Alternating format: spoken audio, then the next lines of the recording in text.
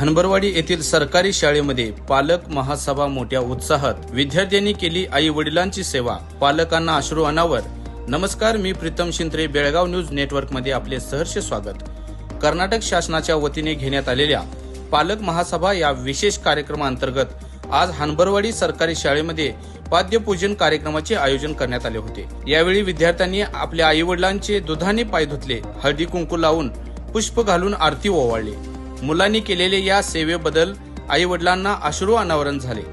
विशेषतः म्हणजे सध्याच्या युगामध्ये मोबाईल फोनमुळे मुले व आई वडिलांमध्ये होत चाललेला दुरावा लक्षात घेता या कार्यक्रमाचे आयोजन केल्याचे हनबरवाडी सीआरसी प्रमुख माळी सर यांनी सांगितले। तसेच गेले 2 महिने सायंकाळी 6 ते 9 पर्यंत टीव्ही मोबाईल बंद ठेवून हनबरवाडी दत्तवाडी येथील नागरिकांनी 100% प्रतिसाद दिला आहे। उद्या असलेल्या जागतिक महिला दिनाचे औचित्य साधून वेगवेगळ्या कार्यक्रमांचेही आयोजन करण्यात आले होते। या सभेचे उद्घाटन ज्येष्ठ पालक अक्काताई आनंदा खोत, उपस्थित महिला पालक यांच्या हस्ते क्रांतिज्योती सावित्रीबाई फुले यांच्या प्रतिमेचे पूजन करून करण्यात आले। शेवटी सर्वांचे आभार संगीता राजकुमार खोत यांनी मानले।